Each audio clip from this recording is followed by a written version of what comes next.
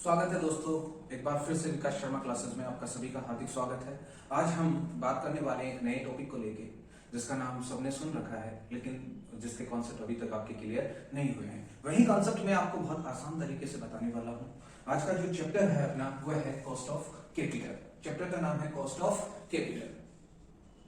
बेटा नाम से ही आपको इसकी मीनिंग तो पता लगी होगी, लग गई या नहीं लगी? बेटा ध्यान से समझना, कॉस्ट ऑफ कैपिटल का मतलब क्या होता है। कॉस्ट ऑफ कैपिटल इसे बोलते हैं हिंदी में पूंजी की लागत। पूंजी की लागत। चैप्टर का नाम क्या होगा बेटा? पूंजी की लागत। एक कंपनी अपनी पूंजी कहीं ना कहीं बहुत सारे स्रोतों से जुटाती है। वह स्रोत जिनको यूटिलाइज करती है कंपनी, उनको कुछ पेमेंट भी करती है कंपनी, उनको यूज करने का कुछ पेमेंट भी करती है। कंपनी के वो सोर्स ऑफ फाइनेंस क्या हो सकता है वो देख लो बेटा। सबसे पहले मैं बात करूं कैपिटल। आपकी ये कैपिटल किन किन फॉर्म में आपके पास रह सकती है? देखो बेटा कैपिटल आपकी हो सकती है इक्विटी शेयर कैपिटल। बेटा इक्विटी शेयर कैपिटल ये इक्विटी शेयर होल्डर के द्वारा आपको दी हुई होती है। एक होती है preference share capital. Preference share capital जिन्हें बोला जाता है पूर्वाधिकार अंश पूंजी। ये पूर्वाधिकार अंश पूंजी पूर्वाधिकार और जो शेयर होल्डर है उनके लिए है। और आप हो सकता है आपका डिवेंचर से भी आप पैसा इकट्ठा कर सकते हो, जिनको बॉन्ड भी बोला जा सकता है, बॉन्ड्स भी हो सकते हैं आपके। और आप बैंक से भी पैसा ले सकते हो, जिन्हें बोलते हो टर्म लोन्स। क्या बोल सकते हो बेटा? Term loan.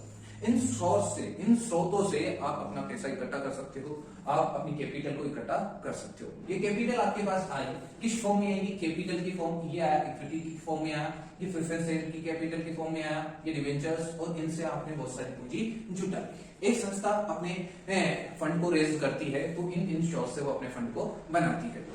अब वो फंड बना लिया बेटा, इक्विटी के साथ आप लिख भी सकते हो रिजर्व एंड सरप्लस भी लिख सकते हो, रिजर्व एंड सरप्लस भी लिख सकते हो। अब बेटा ध्यान से समझो, equity share capital, equity share holder को हम देते हैं डिविडेंड। क्या देता है बेटा? डिविडेंड दिया जाता है। ये क्या डिविडेंड? आप अपने इक्विटी शेयर होल्डर की पूंजी को यूज कर रहे हो तो उनको कुछ ना कुछ तो बेनिफिट दोगे, उनको आप डिविडेंड का भुगतान तो करोगे ही करोगे। तो ये डिविडेंड का उनको भुगतान किया गया, ये आपके लिए कॉस्ट बन गई एक तरह से। आगे बात समझ में? हाँ सर आगे बात समझ में। प्रेफरेंस शेयर होल्डर को एक फिक्स रेट से डिविडेंड दिया जाता है, उसी को वो आपके लिए क्या बन जाती है? उनकी कॉस्ट बन जाती है। डिवेंचर्स को आप देते हो बेटा इंटरेस्ट। क्या देते हो? इंटरेस्ट। ये इंटरेस्ट का जो भुगतान किया जाता है, मतलब ब्याज देते हो आप डिवेंचर होल्डर को। क्या देते हो बेटा? ब्याज देते हो। जैसे ड्यू डेट आती है आप उनको क्या पेमेंट कर देते हो? ब्याज का भुगतान कर देते हो। और ब्याज का भुगतान करने के बाद वो आपके लिए क्या बन गई? वो ब्याज का भुगतान ही क्या बन गया? आपके लिए कॉस्ट बन गई। टर्म लोन, इनको भी आप इंटरेस्ट का भुगतान करते हो। बेटा बैंक वाले आपको फ्री में तो पैसा नहीं देंगे ना, आपको उनको कुछ तो बेनिफिट होगा। वो बेनिफिट उनके लिए, आपके लिए तो कॉस्ट बन गई, उनके लिए क्या बन गया? वो इंटरेस्ट बन गया। क्लियर है बात? इतनी बात समझ में आ गई? बेटा ये सब आप पेमेंट कर रहे हो, ये क्या कंपनी की कॉस्ट हो गई। कंपनी जब इन स्रोतों से पैसा इकट्ठा कर रही है, इन सोर्सेस से पैसा इकट्ठा कर रही है, तो ये आपकी कॉस्ट बन गई। क्या बन गई बेटा? कॉस्ट बन गई। आप इनको ये पेमेंट कर रहे हो, आप अपने फंड को यूटिलाइज कर रहे हो, तो इन यूटिलाइज करने के लिए आपको कुछ पेमेंट भी करना पड़ रहा है। इतना पैसा तो आपको कमाना ही पड़ेगा, इतने रुपीज तो आपको कमाने ही पड़ेंगे। कंपनी को इतना रुपीज तो आपको कमाना ही पड़ेगा, वरना आप काम कैसे चलाओगे? बात समझ में आया? ये हो गई कॉस्ट। ये कॉस्ट हुई बेटा कैपिटल की। ये कॉस्ट किसकी हुई? कैपिटल की। ये कॉस्ट किसकी है बेटा? कैपिटल की। इसलिए इसे बोला गया कॉस्ट ऑफ कैपिटल। इतनी बात समझ में आ गई क्या? कॉस्ट ऑफ कैपिटल क्या होता है बेटा? इन सभी को बोला जाता है ओवरऑल कॉस्ट ऑफ कैपिटल। इतनी बात समझ में आ गई? हाँ सर इतनी बात हमें आसानी से समझ में आ गई। मैंने बोला इक्विटी शेयर कैपिटल वालों को क्या मिलता है? डिविडेंड मिलता है। प्रेफरेंस शेयर कैपिटल वालों को भी डिविडेंड मिलता है। डिवेंचर होल्डर को क्या मिलता है? इंटरेस्ट मिलता है। टर्म्स लोन पे भी क्या देते हो बेटा? इंटरेस्ट देते हो। ये कंपनी अपने सोर्सेस से, जो सोर्सेस है कंपनी को, उनको आपको कुछ भुगतान करना पड़ता है, वो इस तरह से किया जाता है। वही कॉस्ट क्या कहलाती है? कॉस्ट ऑफ कैपिटल कहलाती है। अब ये प्रतिशत के रूप में हम निकालेंगे, तो परसेंटेज के रूप में निकालने के लिए क्या करोगे बेटा? जो आपके पास फंड आया और जितना आप उनको पेमेंट कर रहे हो उसका आप प्रतिशत नहीं निकाल सकते। मान लो मैं बोलूंगा मेरे पास 500 रुपए की कैपिटल आई और मैं हर महीने उसको 50 रुपए का इंटरेस्ट दे रहा हूं, तो कितना प्रतिशत इंटरेस्ट दे रहा हूं सर? 10% का मैं क्या दे रहा हूं? इंटरेस्ट। ये क्या आपकी कैपिटल का कॉस्ट ऑफ कैपिटल नहीं है बेटा? आगे ऐसे ही हर तरीके से हम इनके अलग अलग मेथड पढ़ेंगे। हर का एक तरीका होता है कॉस्ट निकालने का। क्या होता है बेटा? कॉस्ट निकालने का एक तरीका होता है जिससे हम कॉस्ट को फाइंड करेंगे।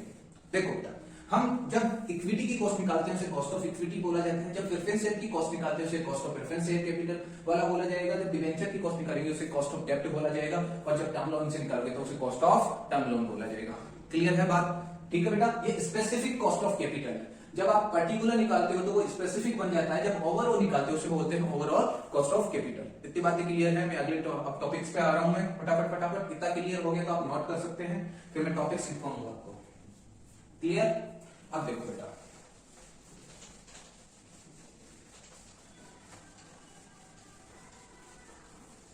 ये कैपिटल की ही कॉस्ट होती है। Clear?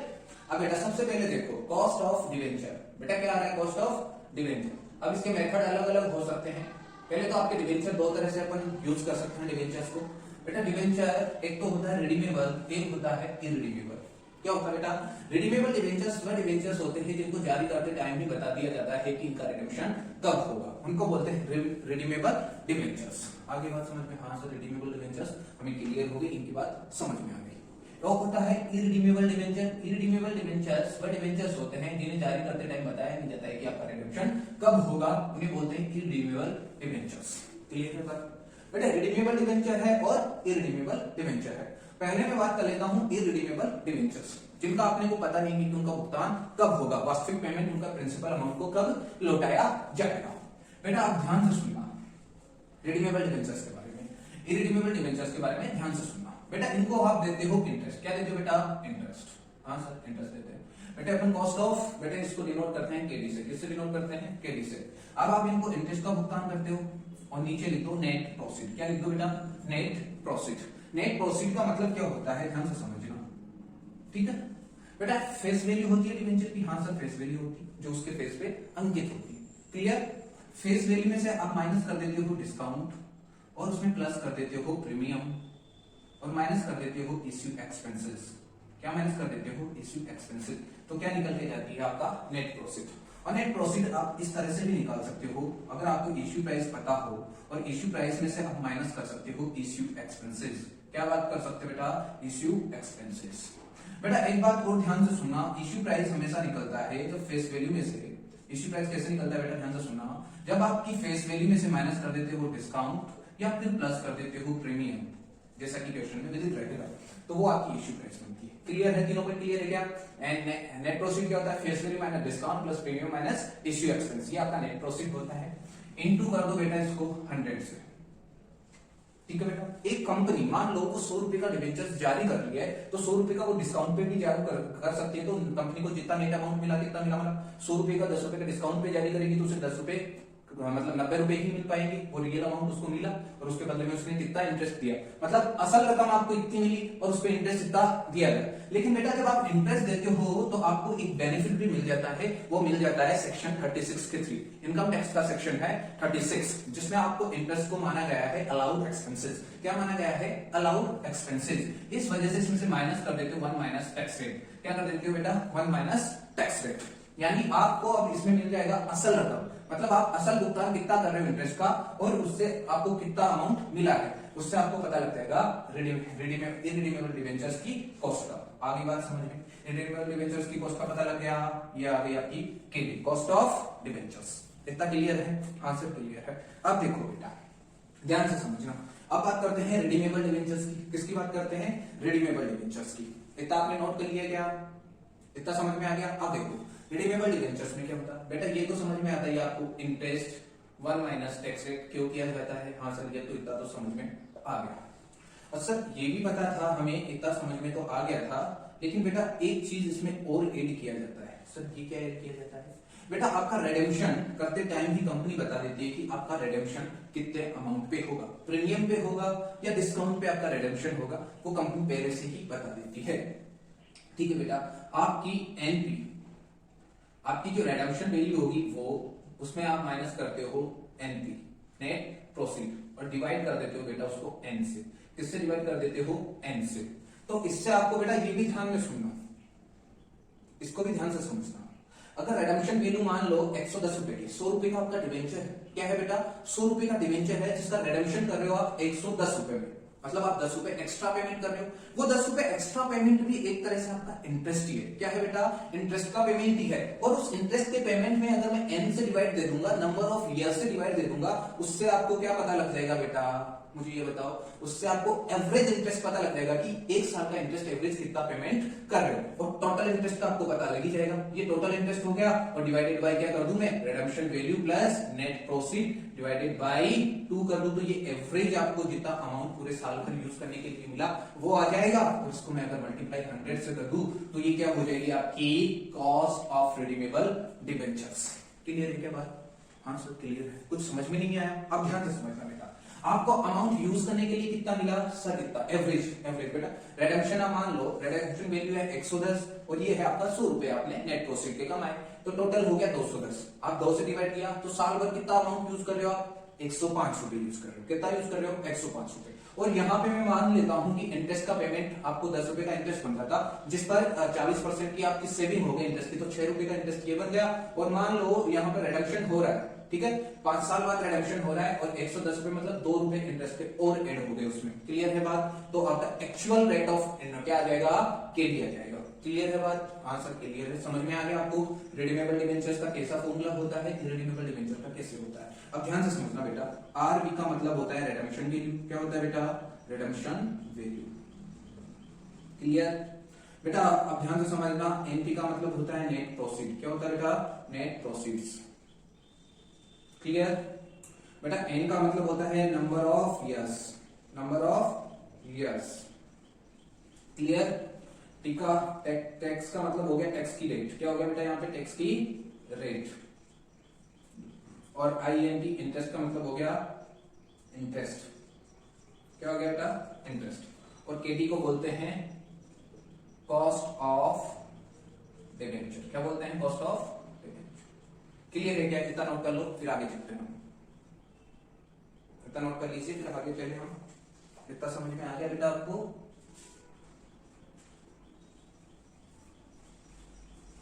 Number of years to redemption, ऐसे लिख दो बेटा इसको।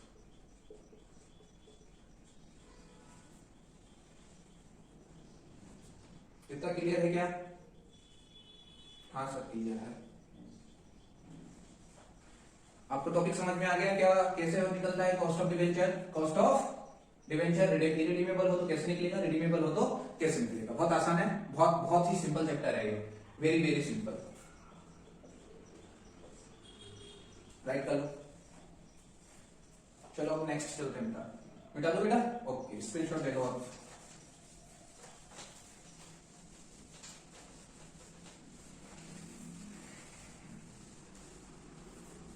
अगर ये समझ में आ गया तो अब आपको मिल जाएगा क्या? Cost of preference share. Cost of, next topic लिख लो बेटा। तो next topic cost of preference share capital.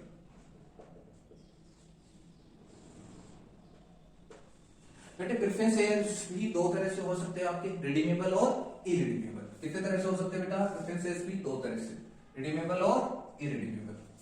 बेटे एक तो होता है रिडीमेबल, सेम एक जैसे आपने किया था रिडीमेबल प्रेफरेंस शेयर कैपिटल। एक हो सकता है कि कंपनी ने बताया नहीं कि आपका रिडेम्पशन कब होगा, तो इरिडीमेबल प्रेफरेंस शेयर। दो तरह के केस बन सकते हैं। इन केस ऑफ रिडीमेबल के टाइप में हो सकता है, और एक हो सकता है इरिडीमेबल के टाइप। सुनना बेटा, रिडीमेबल प्रेफरेंस शेयर्स को आप क्या करोगे? रिडेम्पशन करोगे एक टाइम के बाद। पहले मैं इरिडीमेबल पे चलूंगा, ठीक है बेटा। इनको क्या दिया जाता है बेटा? Preference dividend. क्या दिया जाता है बेटा? Preference dividend. उसमें आप डिवाइड दे दो एनपी का, नेट प्रोसीड का, मल्टीप्लाई कर दो 100, तो यही आपकी आ जाएगी KP, cost of preference share capital. आगे समझ में क्लियर? हम नेट प्रोसीड कैसे निकालते हैं मैंने बता ही दिया था बेटा। बेटा फेस वैल्यू में से क्या कर देते हो? लेस डिस्काउंट, प्लस कर देते हो प्रीमियम, माइनस कर देते हो इशू एक्सपेंस। इश्यू एक्सपेंस, या फिर आप एनपी ऐसे भी निकाल सकते हो, इश्यू प्राइस में से माइनस कर दो क्या? इश्यू प्राइस में से माइनस क्या कर दो? Issue expense. तो इस तरह से भी निकाल सकते हो आप बेटा। इश्यू प्राइस कैसे निकलती है ये भी देख लो। इश्यू प्राइस का क्या फॉर्मूला होता है? वो होता है face value minus discount plus premium. Clear कर दोगे आराम से। केपी का मतलब होता है cost of preference rate, cost of preference rate. Clear आगे ऐसा समझो। अब देखो बेटा रिडीमेबल प्रेफरेंसेस में क्या होगा, इनको भी बेसिक बेटे इन पे कोई टैक्स की सेविंग नहीं होती, ठीक है, ये कोई अलाउड एक्सपेंसेस नहीं है, इस वजह से कोई टैक्स की रेट नहीं लगाना यहाँ पे, 1 माइनस टैक्स रेट नहीं करना। ओके अब यहाँ पे भी देखो बेटा केपी है, केपी वैसे ही वही प्रेफरेंस डिविडेंड, क्या हो जाएगा प्रेफरेंस डिविडेंड। क्लियर और यहाँ पे प्लस कर दो क्या, वही एनपी या ऐसे कर लो redemption value minus NP divided by N, clear, upon RB plus NP divided by 2 into 100। Clear, तो ये भी क्या आ जाएगा cost of preference share capital. Clear है, हाँ सर क्लियर है बेटा। यहाँ पे ध्यान से लिखना, आरवी मतलब होता है रिडेम्पशन वैल्यू, क्या होता है बेटा रिडेम्पशन वैल्यू। हाँ सर क्लियर है बेटा। एनपी का मतलब होता है नेट प्रोसीड, जो मैंने बताई दिया। क्लियर बेटा। प्रेफरेंस डिविडेंड का मतलब प्रेफरेंस डिविडेंड होता है, एन का मतलब होता है number of years to redemption. Clear है बात बेटा। वही है डिविडेंड और रिडम्पशन वैल्यू और नेट प्रोसीड। मान लो आपने इश्यू करा, आपने 100 में रिडम्पशन किया 110 में, तो 5 रुपए मतलब आप 10 रुपए क्या दे रहे हो बेटा एक्स्ट्रा दे रहे हो, वो एक तरह से डिविडेंड का ही पैसा दे रहे हो, समझ रहे हो, और उसका एवरेज निकाल के आपने ऐड कर दिया, तो वो एक्चुअल रिटर्न हो गया किनका प्रेफरेंस रेट का, और आपको कितना मिला एवरेज यूज करने के लिए वो आ गया, मल्टीप्लाई 100 कर दिया, तो आप केपी निकाल लोगे। आसान है, बहुत आसान है बेटा। आ गया, आज इतना ही पढ़ेंगे बेटा, cost of preference share capital तक का ही अपन टॉपिक करेंगे। इसके बाद जो आपके टॉपिक है cost of equity share, cost of retained earning या weighted average cost of capital जिसे बोला जाता है, और जिसे बोला जाता है ओवरऑल कॉस्ट ऑफ कैपिटल, तो उनकी बातें हम बाद में करेंगे। और आज के लिए इतना बहुत है मेरे हिसाब से, आपको अच्छे से समझ में आ गया होगा चैप्टर। बेटा चीपेस्ट सोर्स ऑफ फाइनेंस होता है आपका डिवेंचर, वित्त का सबसे सस्ता स्रोत बोला जाता है डिवेंचर्स को, ये बात भी आप नोट कर लेना, ठीक है बेटा, क्योंकि उसमें टैक्स की क्या होती है सेविंग होती है। क्लियर है इतना, इनको नोट कर सकते हो आप, तो आपको आसानी से समझ में भी आ गया होगा। तो आज के लिए इतना बहुत है, धन्यवाद। ऐसे बने रहिए आगे के लेक्चर्स के लिए भी, और आशा करता हूं आप ऐसे ही स्नेह और प्रेम बनाए रखेंगे। धन्यवाद।